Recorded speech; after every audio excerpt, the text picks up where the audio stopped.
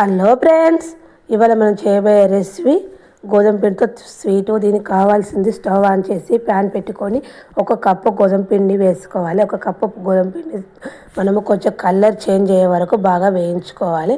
ఇలా వేయించుకున్న గోధుమ పిండిలో 1 స్పూన్ నెయ్యి వేసుకోవాలి.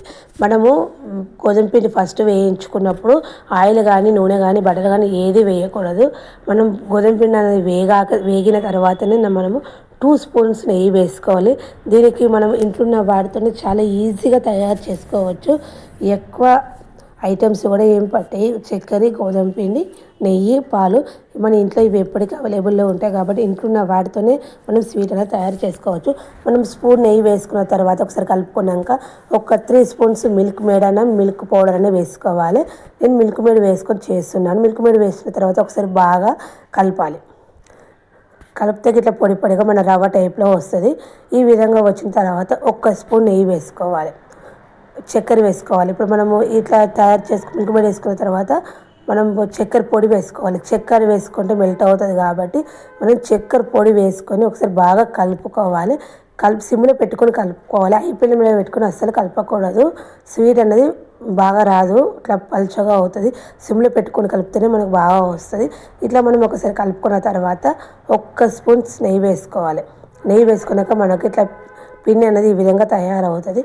తయారైన తర్వాత మనకు కొంచెము ఇట్లా ముద్దలాగా రావడానికి కొన్ని టీ గ్లాసుల పావు వంతు పాలు పోసుకొని ఒకసారి బాగా కలుపుకోవాలి. ప్రెస్ చేస్తూ బాగా కలపాలి. మనము పిండి ముద్దలాగా బాగా కలుపుకోవాలి.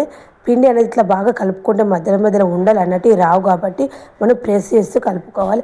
పాలు చూసుకుంటూ పోసుకోవాలి. లేకుంటే ఎందుకంటే మనం చక్కెర పొడి వేసాం కాబట్టి ఎక్కువ పాలు పోసుకుంటే మనకు పల్చగా అవుతుంది. చూసుకుంటూ పోసుకోవాలి.